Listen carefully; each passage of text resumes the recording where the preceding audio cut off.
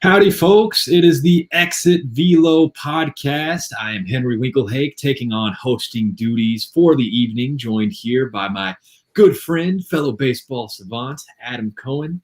It is the weekend. We're feeling good. Baseball is right around the corner, man. That's no April Fool's joke either. April 1st, opening day. It is coming. Adam, how are you feeling this weekend, man? I'm doing pretty well, and I'm feeling even better just seeing our new Exit Velo intro. Gotta say, it feels even better just to see that happen right before the show, and also seeing the steel field background from Backyard Baseball. That also puts me in a very good mood. Yeah, man, we're playing with some new toys this week on the Exit Velo podcast. Our producer, Randy Zelia, also the head honcho over here at Back Sports Page, put together that intro video for us, showed us some new bells and whistles for StreamYards. We hope the viewers appreciate that. And we definitely appreciate you, Randy, for helping us up our production value a little bit, take Exit Velo to the next level. But as we start the show, we mentioned opening day right around the corner. We're like 4 or 5 days out, something like that. Thursday is opening day. So everybody's got their calendars marked. All the baseball fans have been waiting for it all winter. And spring training is definitely ramped up at this point, perhaps maybe too much so for some guys. We've got a little bit of injury news to discuss. And most notably, Adam, Eloy Jimenez out for 5 to 6 months, most of the season. Maybe it depends on how the White Sox are doing, to where if they rush him back, or it's possible we wouldn't even see him until the playoffs at all.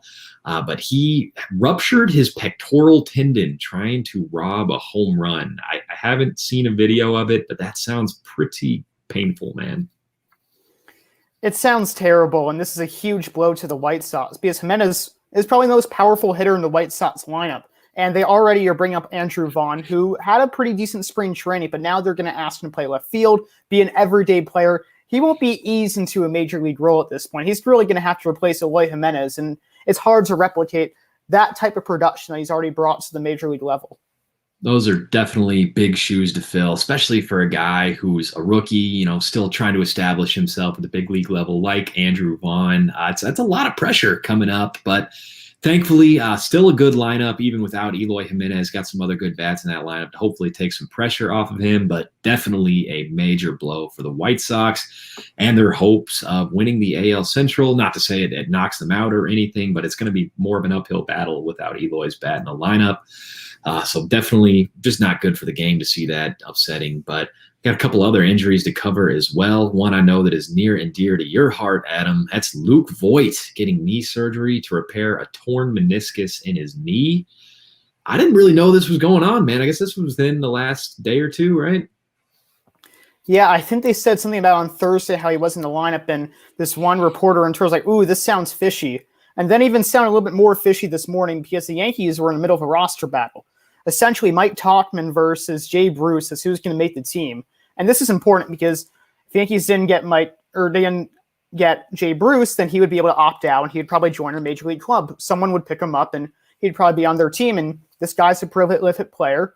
He's hit 30 home runs for countless years, and he's been a big member of the Reds and the Phillies and the Mets. So that'd be a tough blow. And then if the Yankees didn't want Tauchman, then another team would probably get him off waivers since he's out of minor league options.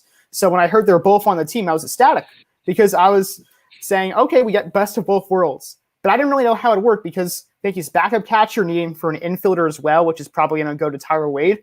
It didn't make any sense to me until I saw Luke Voit getting injured and now Jay Bruce, Yankees first baseman, until May or June.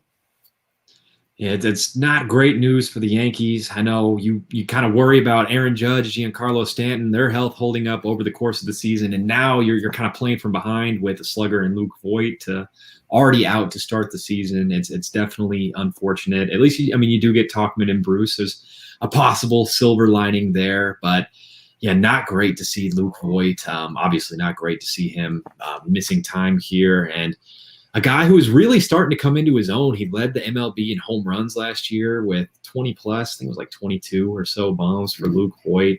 But happy to see that we will see him at least in 2021. Not a season-ending like ACL tear or anything, but still, obviously not great news for the Yankees. They will miss his bat in the lineup, much like the White Sox will be missing Eloy.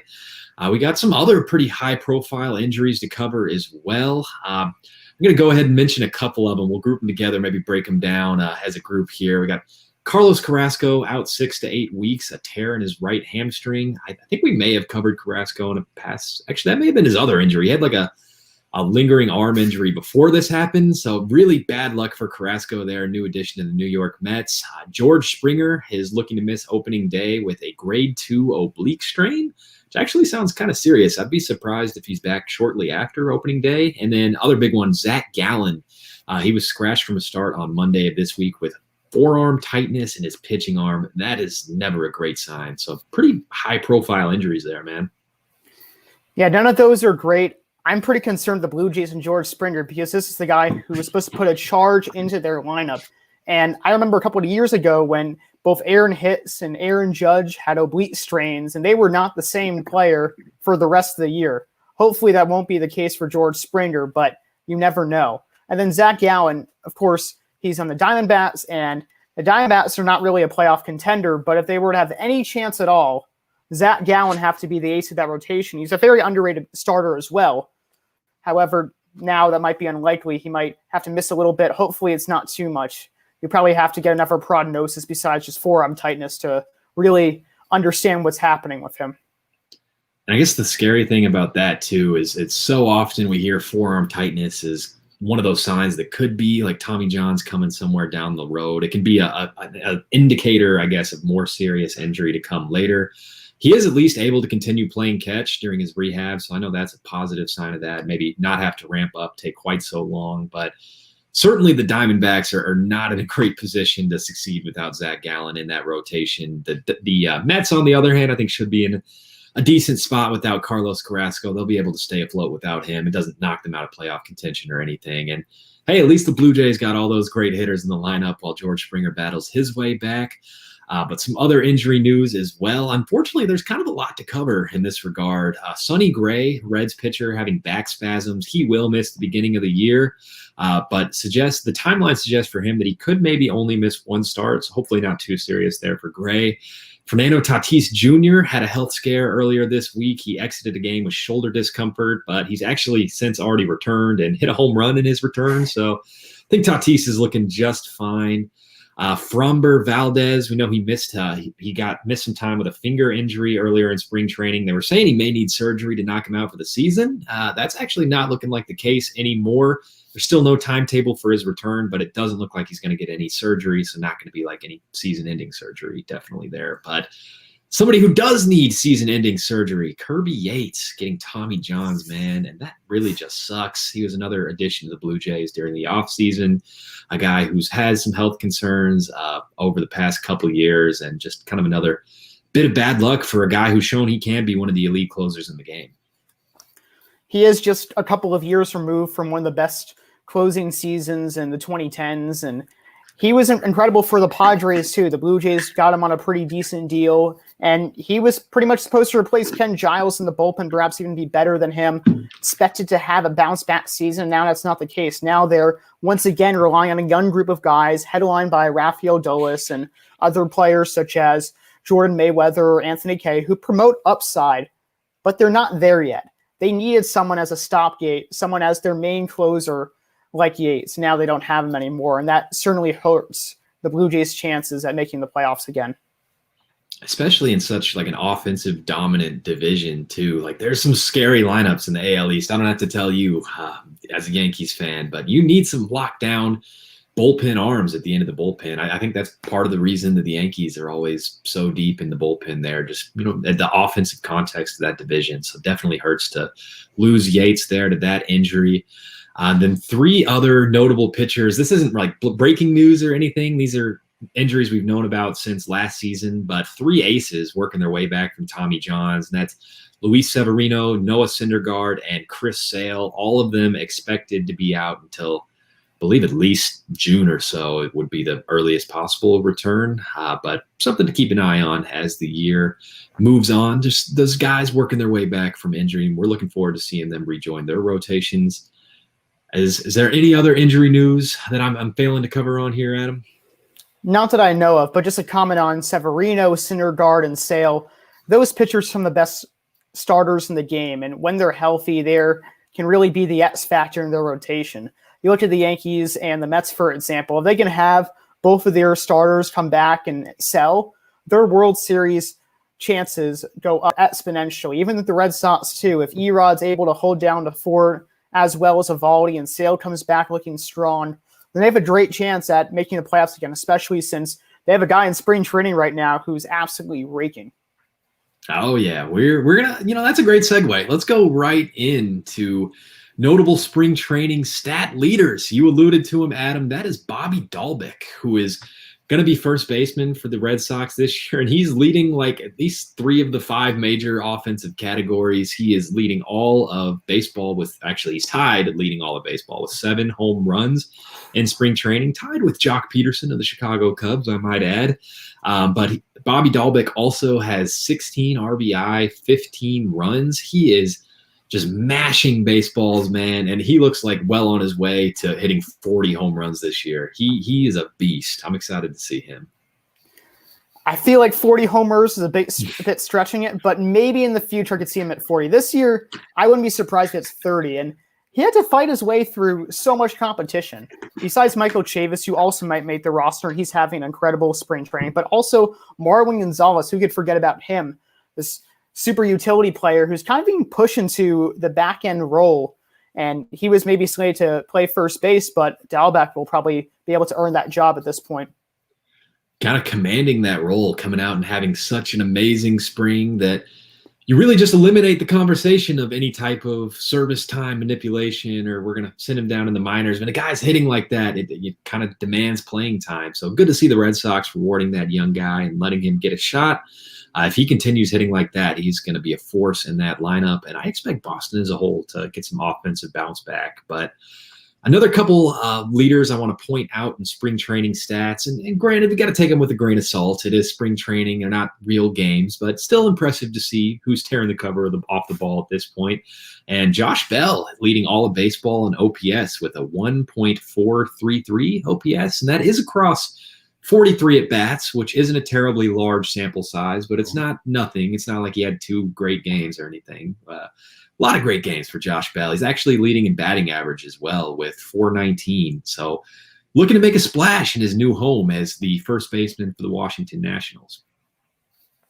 I'm really happy for Josh Bell. He's always been a very fun player to watch in Pittsburgh. I know a lot of my Pittsburgh friends here at Allegheny are missing him right now because Pirates are probably looking for dead last in their division, perhaps one of the worst records in all of baseball. But hey, he found a new home in Washington. The Nationals are in dire need of more protection after Juan Soto and Trey Turner. Perhaps Bell can fill that role, especially also with Kyle Schwarber, former Cub, too. I'm excited to see Bell, and Schwarber too in the Nationals lineup. They definitely got a lot better in this offseason, and I love the what you mentioned too, the lineup protection. You don't have to, or you can't pitch around Soto as much with those powerful bats behind him. Good for Josh Bell getting out of Pittsburgh too, but I expect a bounce back season on the way for him. People kind of seem to forget how amazing he was in 2019. He was like almost every bit as good as Pete Alonso was in that year, and I don't think it's quite the shine. Probably a bad 2020 had something to do with that, but other stat leaders across spring training, probably don't want to read in too much to this. Stolen bases, Sam Haggerty, second baseman for the Mariners, and Garrett Hampson, infielder for the Rockies, both tied at 6 apiece. I'm not sure how much either one of those guys are really going to play. I know it's kind of a logjam in Colorado, and we got Dylan Moore at second base for the Mariners as well. But hey, if you're running, maybe, I mean, I know that's not like the most desired skill set, but maybe they can find a spot for you. They always say that if you can hit, you can find a place in the roster. I feel like with speed, too, you can always find a place in the roster as well. Have you heard of Terrence Gore, Henry? Yeah, Terrence Gore. He was in the Cubs system, I believe. Yeah, I don't know if he is now, but he certainly has been. And he's always bounced around between Major League Baseball. There's definitely some place for speedy guys like Hamilton or Tim Castro on the Diamondbacks, for example. And perhaps Haggerty can find himself on the Mariners roster. Mariners might not be competing this year, so they might want to get some playing time for their young players. And Hampton as well, he can maybe push Ryan McMahon for playing time. That was a big argument last year, and McMahon won the job. But perhaps Hampton could also find his way on the roster too. Yeah, it never hurts to have athleticism, speed around, and it's exciting. I miss stolen bases. We don't see as many of those these days. But another couple speed guys I thought of that bounce around too. Jonathan BR, I know his switch teams seems like 2 times every year. D. Strange Gordon is on the Reds now. So there's still a place for speed in the game, but it almost feels like a dying breed. But anywho, moving over to the pitching side, Kenta Maeda having a pretty amazing spring training thus far. His ERA sits at 0.49 and his whip sits at 0.492. Incredible numbers, and I expect him to just come out and be an ace for the Twins again. I think the Dodgers were always kind of holding him back, and literally holding him back was like written into his contract where like if he pitched so many innings, they had to pay him an extra $5 million. So they just like always pulled him early and skipped starts and were just messing around with him. But good to see him on a team that seems to more appreciate his skill set and is looking to get the most out of him. I've always found it so strange how the Dodgers have some of the best starters in the world, but they really relegate them. You look at Walker Buehler, who might show up on our top 10 list later on, and they have kind of babied him a little bit too. He should really be a guy who can throw 200 innings pitched, but with the bullpen being pretty decent, the Dodgers wanting to conserve their pitchers, he might not reach that threshold for some time. And then Maeda was always seen as a 5-inning guy for the Dodgers too. He goes over to the Twins and he places second in the AL Cy Young Award last year. And he needs to be a staple again for the Twins if they're hoping to reclaim their AL Central title. They definitely will need him to return to ace form, and I expect him to. And spring training looks like a great indication. And I know, like we said, we don't want to read too much into that, but yeah, it is weird. The Dodgers seem to definitely handle their pitchers like with more care than any other team in baseball. I don't know, maybe the Rays, but they're kind of just weird the way they do it. The Dodgers are like overly cautious, but yeah, it is weird. They definitely treat Walker Buehler with kid gloves as well there, and he never really seems to get a whole lot of innings. And he's like 26 now. He's been around for a couple years, so you'd think his arm could be mostly built up, but I guess they're trying to protect it for the future too. And an embarrassment of depth, I suppose, in their bullpen and in their rotation where they can afford to do that. But I know from a fantasy baseball perspective, that is always really frustrating for me. I agree. I would love to see him reach his full potential, and he can certainly be one of the best starters in the game, and he probably is one of the best starters in the game. He really had a decent 2020 as well, not as bad as some people might think, and his entire major league career has been incredible so far. Yeah, and he's from Lexington, Kentucky, let the record show, and a Kentucky boy. So I like him a little bit for that. I don't love the Dodgers, but I love anybody from Kentucky. So you got some love for me for that, Walker Buehler. But other stat leaders looking throughout spring training, Trevor Rogers of Miami has 29 Ks. That is most among pitchers. He had a little bit of prospect pedigree a couple years ago and kind of lost his way, faltered a little bit, as many young pitchers do getting through the league. But could be a positive sign of a little bit of a turnaround there for Trevor Rogers. We have a lot of pitchers tied with 3 wins apiece. Some big dogs on there, and Jacob deGrom, Garrett Cole, names I expect we'll hear in our top 10 pitcher preview as we go through later in the episode. Zach Davies making that list as well with 3 wins. Trevor Lawrence of Colorado, Sean Manaea of the Athletics, Jordan Montgomery of the New York Yankees. Kind of a surprise up there, but it's spring training. Eduardo Rodriguez, the name we mentioned earlier in the show as well, of Boston. All those guys tied at 3. I don't really know what to make of spring training wins, but I mean, it's good to have your guys pitching well.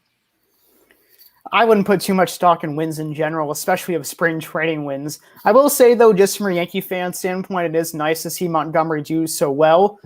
He didn't have the best 2020 season at 5.11 ERA, but his FIP was a lot lower. In the playoffs, too, he pitched an excellent Game 4 that kept the Yankees within distance of being the Rays, which unfortunately did not happen, of course.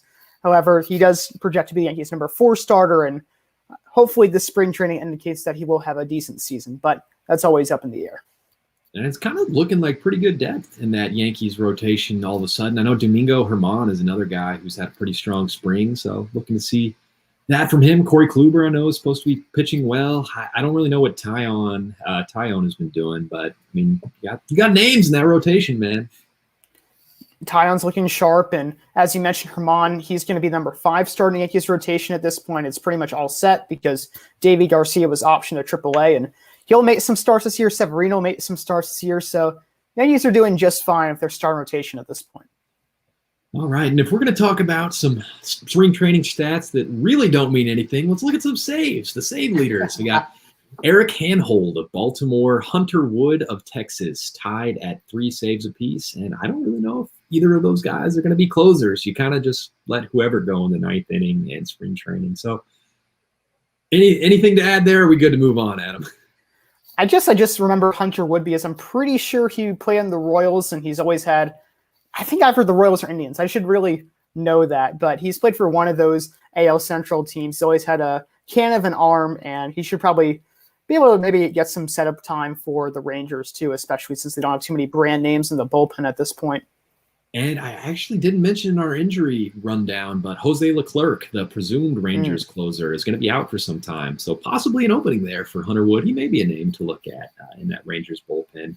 Granted, I think the Rangers are probably going to stink, but there may be some saves to go around still. But before we move on to our top 10 pitcher part of the show, just want to talk about some notable prospects who did not cut the big league rosters for their team, getting sent down to minor league camp.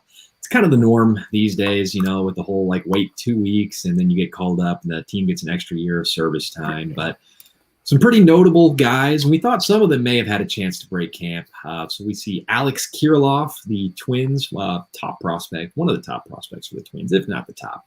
Twins outfielder, got a good bat, not cutting big league camp, getting sent down.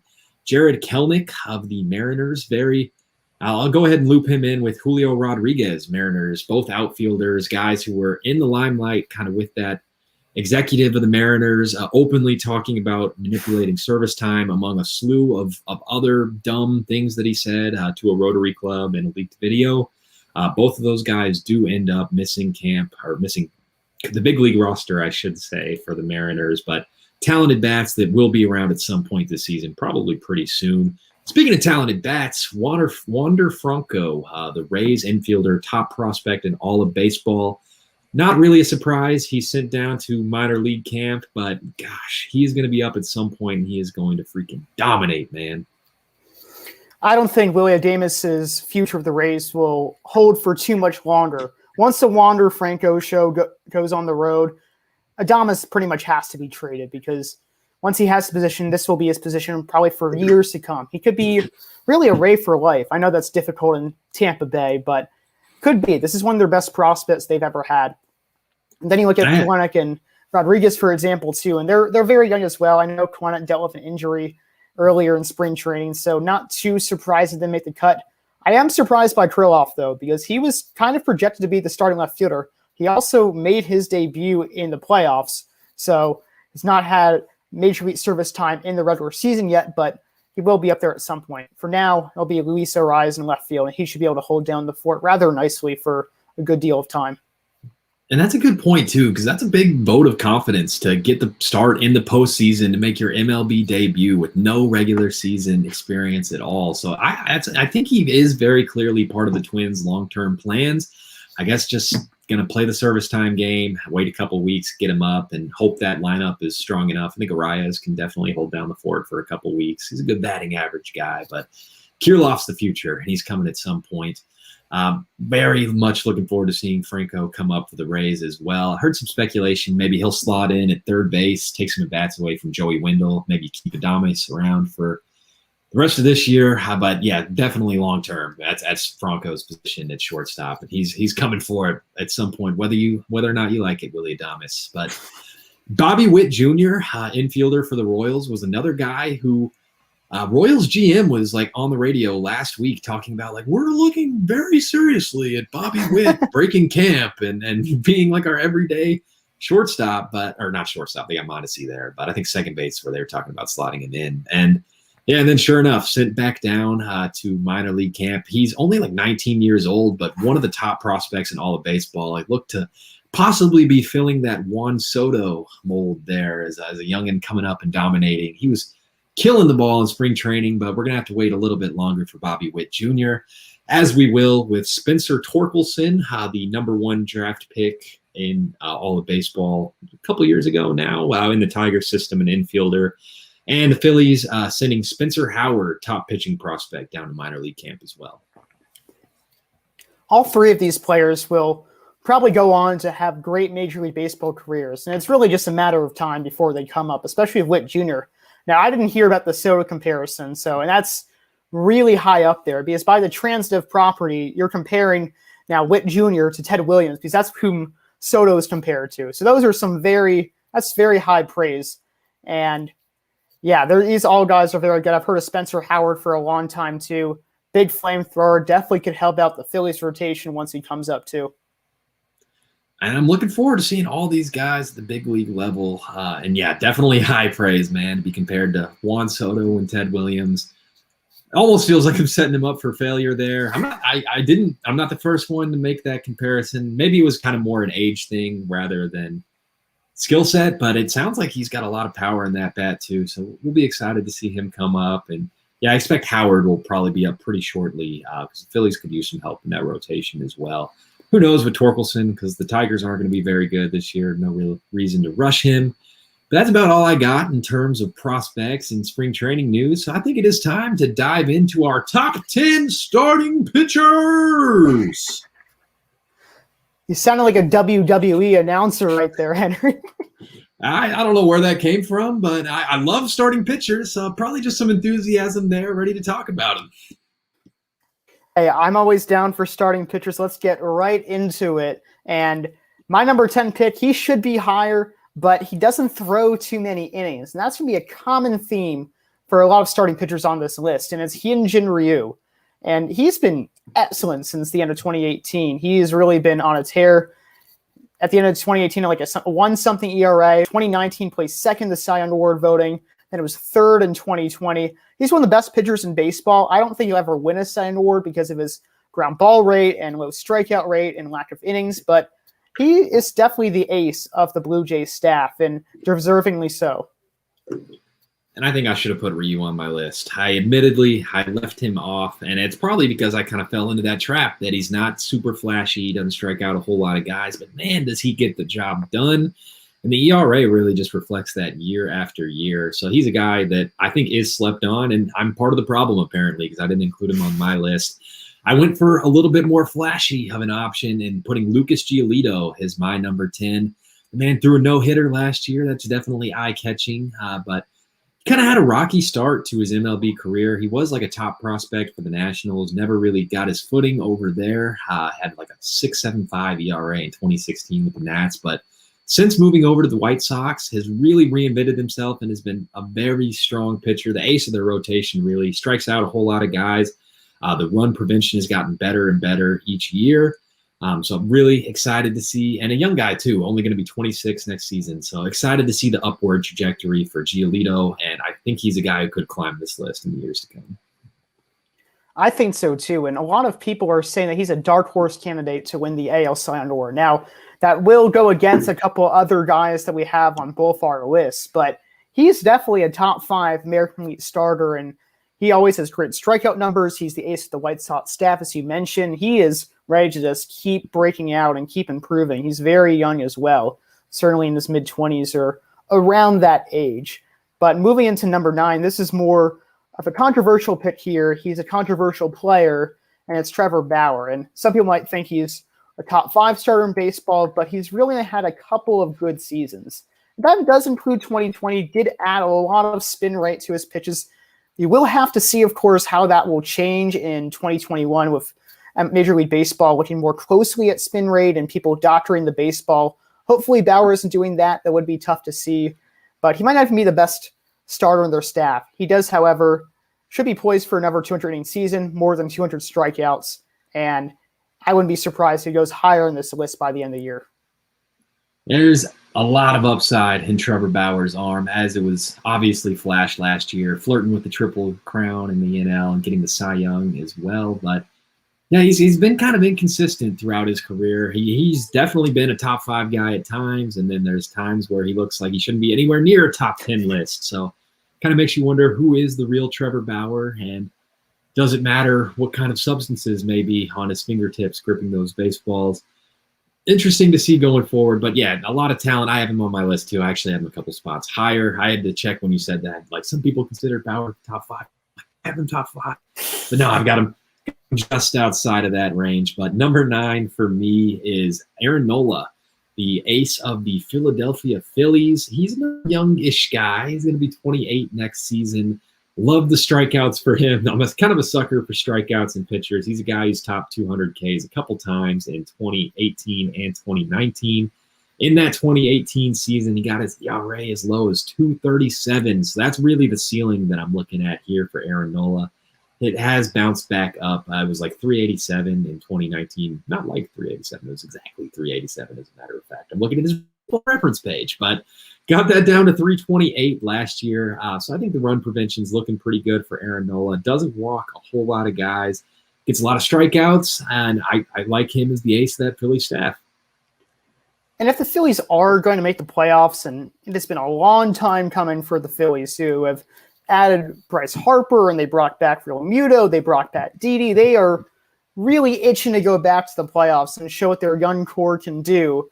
But if they are going to have any chance at making it back, they need Aaron Nola to be at the top of his game. He has had a great span of the last couple of years. He got some Cy Young votes last year.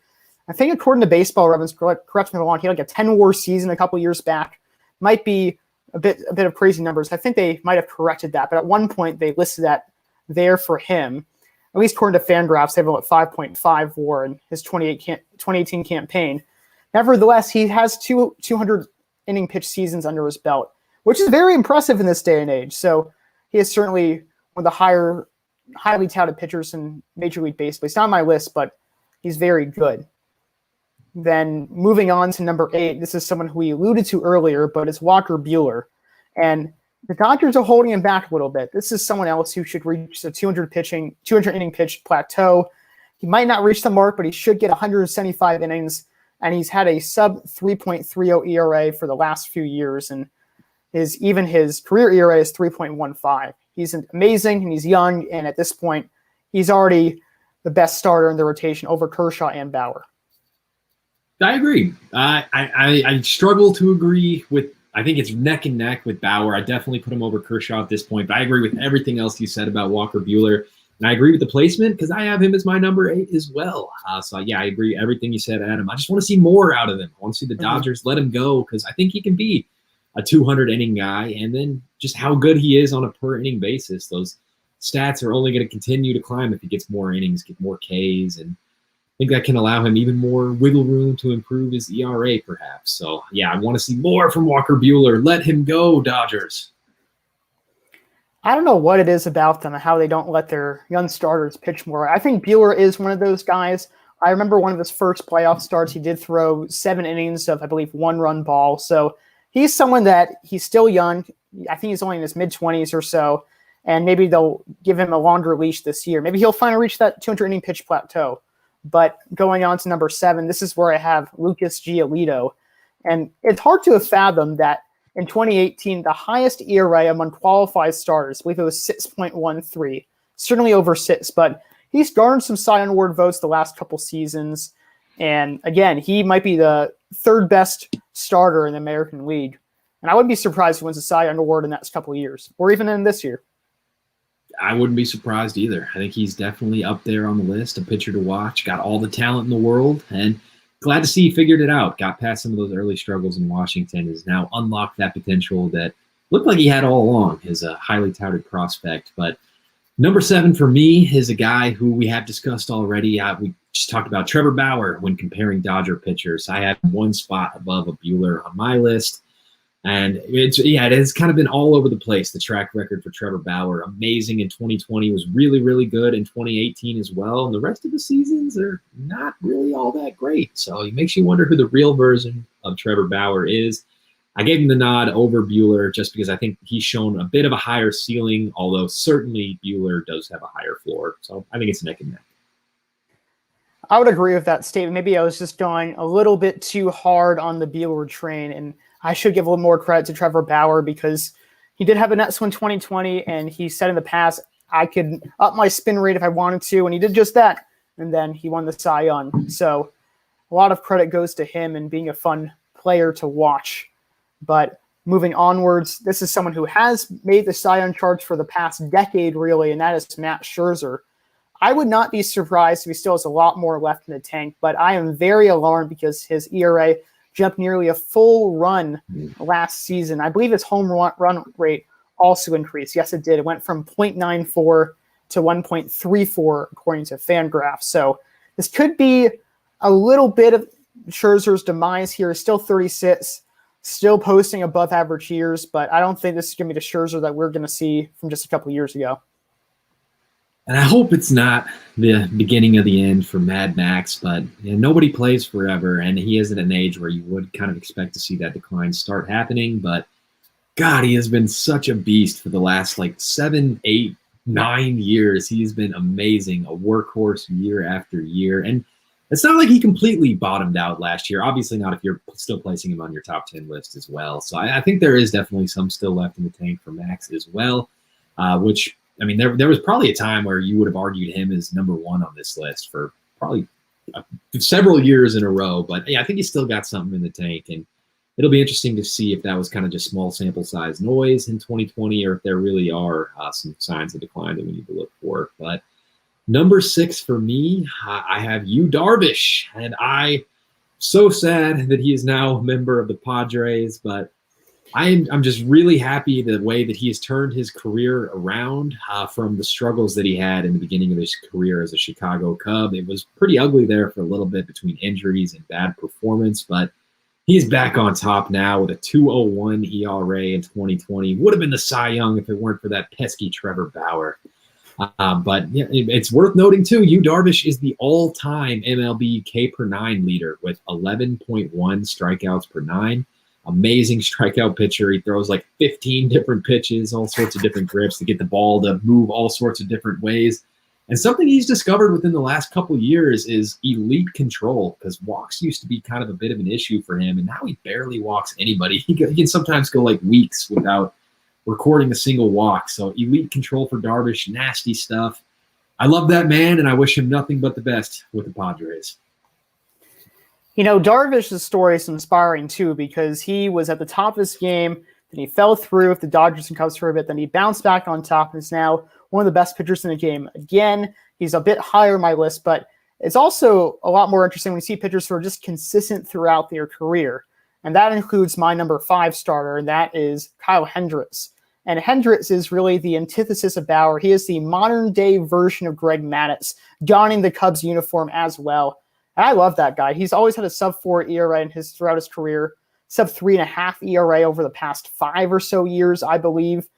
And I don't think he'll ever win a Cy Young Award because of his low strikeout rate and high ground ball rate, but he will always be one of the better starters in baseball, it seems like.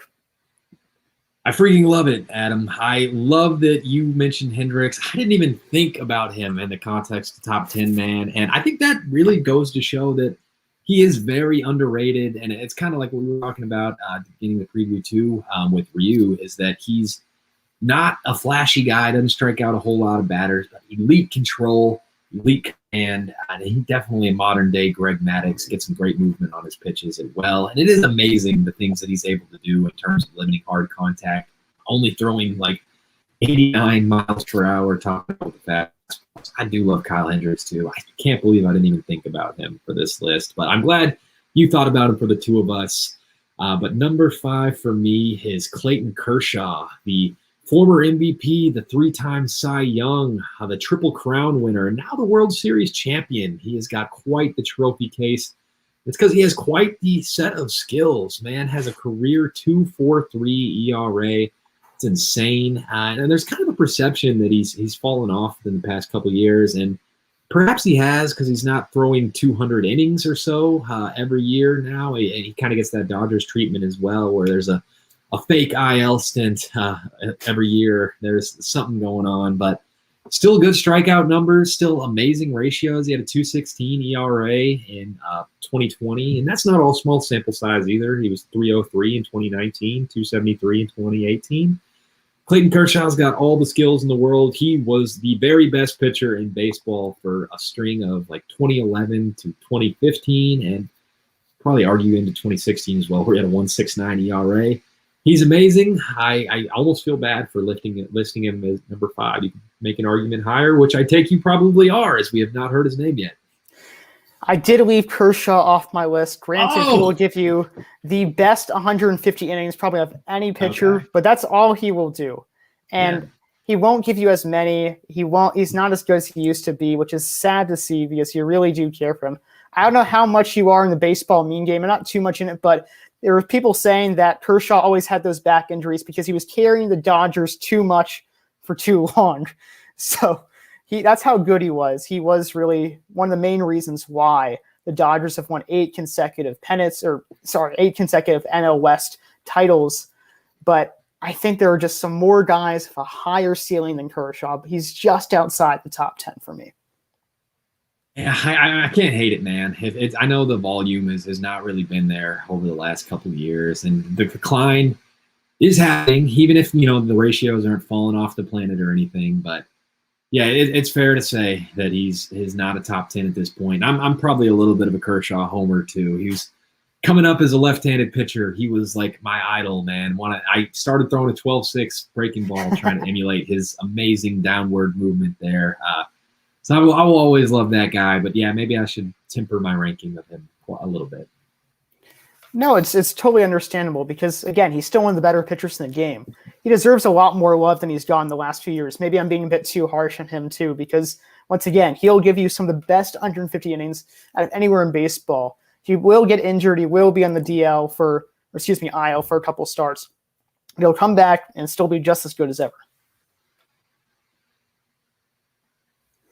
And I must admit, Adam, my audio is cutting out a little bit. It's coming back. I'm getting my Wi-Fi back here now, but I'm gonna take it that you were saying nice things about Clayton Kershaw, and I think my video's caught up, so I can see that you're not talking anymore. But with that, I'm sorry, and I'm kind of losing my order with the audio confusement here. Is it your turn for number 4, or would it be me, Adam? Yeah, I think it's my turn for number 4. I was saying good things about Kershaw too, so no worries. But Awesome. Trucking right along, I put Yu Darvish there, and Darvish has some of the highest ceiling on this list. He did place second in the NL Cy Young Award in 2020. He has rejuvenated. He's on the Padres now. That should probably help him out a little bit, get him some more run support. Wins will sway some baseball voters as well, and I think he is a dark horse to win the Cy Young Award this year. I know DeGrom is very high up there and will always be a little bit ahead of him in most seasons, but Darvish has a good shot. Yeah, possibly the second choice if you had to make a second favorite after DeGrom there. So yeah, I think certainly worthy of consideration, at least in the preseason. We got to see what he goes out and does, but I think he's going to be amazing, just like he has been in 2020 and the second half of 2019. Keep that momentum rolling, and hoping to see a little bit of West Coast redemption for Yu Darvish. I know things didn't go so great when he was out with the Dodgers and kind of pitch tipping in the World Series. So I think that'd be great for him, too, to kind of go back there to that area and have success. So looking forward to seeing that for Yu Darvish. Number 4 for me, I know we discussed him a little bit earlier, but it is Mad Max Scherzer. And I know that 2020 was not great for him, and he's getting old, but I don't want to believe that he's done yet, man. I still think he can be a crazy big inning eater. I think he can get a whole lot of strikeouts, and I think he can hopefully limit the hard contact a little bit better than he did in 2020 and drive that ERA back down to the elite level that it had been prior to last season. Before 2020, you're looking at the last 5 full seasons. Max Scherzer had an ERA under 3.0. That's pretty incredible. He has been one of the best pitchers in the game for a long time, and I'm not giving up on him yet. I believe in you, Max. Henry, you're convincing me that I should have put Scherzer higher on the list, and he's still one of the most intimidating pitchers in baseball, not only because he throws incredibly hard and has so much movement on all his pitches, but he has 2 different colored eyes. There's a great quote from Brendan Phillips, who one time said that he isn't sure how to really look at Matt Scherzer because it's just hard to face him with everything he has already, and then just looking at his eyes too. Bit of insanity there. There's a reason why they call him Mad Max. Yeah, the old one green eye, one brown eye. He is a unique looking fellow. I know we see that in dogs too, but kind of rare, perhaps more rare to see that in people, but an intimidation factor nonetheless for Max Scherzer. Actually, his dog has, I believe, I forget the name of it, but he has 2 different colored eyes as well, which is hilarious. Hey, like owner, like dog. Exactly. Going on to number 3, I have Shane Bieber here. He was the unanimous AL Cy Young Award winner, and he has been excellent since coming up in, I believe it was 2018. Last season too, back in 2019, he was incredible, and then he took the next step up, and now he's really cemented himself as one of the best starters in the game. Definitely the best starter during the regular season last year. No argument from me, Adam. I actually have Shane Bieber as number 3 on my list as well. One of the things I love most about him is he is an innings eater. He eats innings for breakfast, lunch, and dinner and never gets full of them, man. And it helps to have a manager like Terry Francona who's going to let you go too. But he makes the most out of those innings. As we saw last year, he is amazing, great strikeout pitcher, good control as well. The ERA has gotten better every year. He just continues to improve. He's only going to be 26 next season. I think the sky is the limit for Shane Bieber, and I think we could very well be talking about him as best pitcher in baseball in perhaps a year or two if he can continue to. He's not going to improve on a 1.63 ERA, but if he can continue to give you like mid-2 results year after year, keep the strikeout strong, there's certainly a case to be made of him over our next 2 guys who I'm almost positive we got to have the. It may not be the same order, but I know we have the same next 2 coming in one way or another. I did peek, and I will spoil it. We do have the same order. We'll tell you who the number 2, number 1 are, but I certainly agree about Shane Bieber. This is someone who's a workhorse.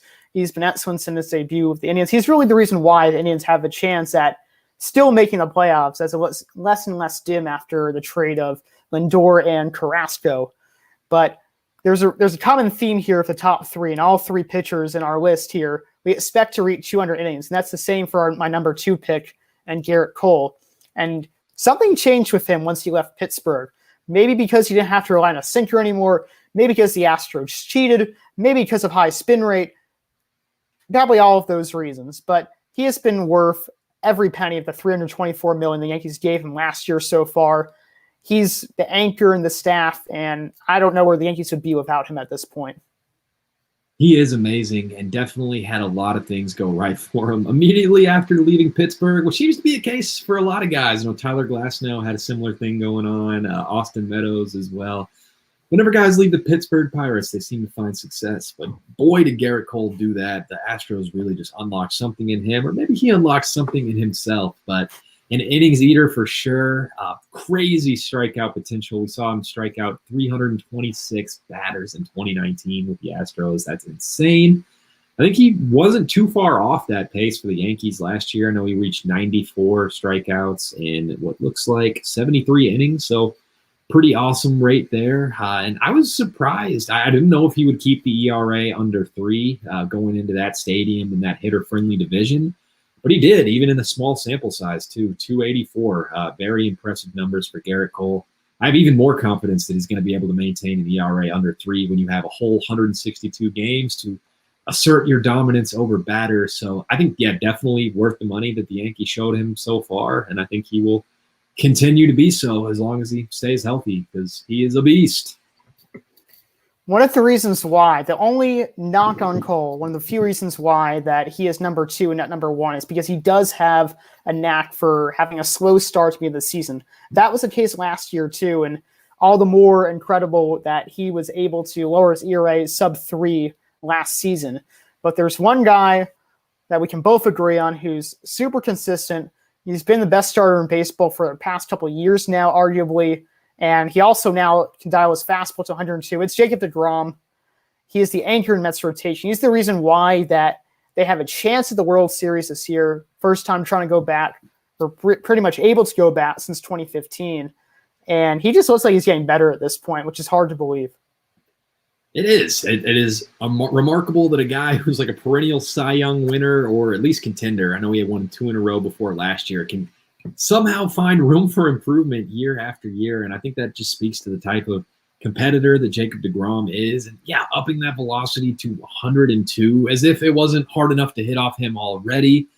Hitters are not going to have any chance of that. I do kind of worry, though, if that velocity it's got to stop somewhere. Because, I mean, if he's like exerting himself to that ability and trying to throw 102, the worry maybe injuries start to creep in. But look at the track record for Jacob deGrom and everything that he's been able to accomplish. It's 3 straight years of 200 innings prior to the pandemic-shortened 2020 season. He's 200-plus Ks in each of all those years, well over 200 Ks, I should mention as well.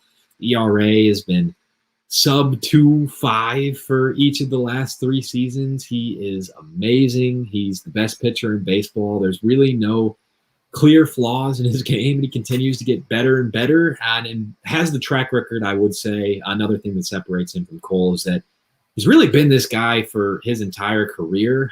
Granted, he's been where he's at the whole time. He was never a member of the Pirates. I expect his numbers probably would have looked worse. I know their pitching system is notoriously not so great. They're making some changes though, but Jacob deGrom has been amazing since the day he picked up a baseball and started in the MLB, and there's no reason to believe that's going away anytime soon. I feel great about him as number 1, which, I mean, the other guys on this list are amazing too, but I think he's clear number 1 in my eyes.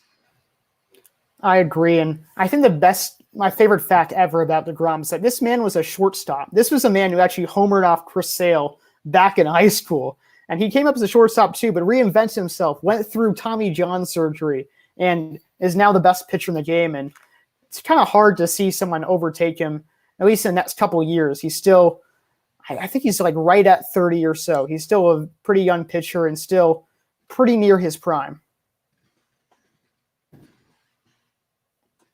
Adam, I see your lips have stopped moving. For some reason, my audio is cutting out, but I have no doubt that you said smart things about Jacob deGrom and are singing his praises. I agree, Adam. I agree wholeheartedly. He is amazing, and the things he does are great. And all these pitchers are great, and baseball is great. Baseball is right around the corner, man. We got like 4 or 5 days. It's all but here. And so the next time we do a show, I suspect we will have some regular season baseball to talk about. So I very much look forward to that. Please pardon the background change. I did that to play us out with our outro video because we don't have one of those yet for Exit Velo. This has been the Exit Velo podcast presented by Back Sports Page. I'm Henry, joined by Adam. Until next time, thank you all for tuning in.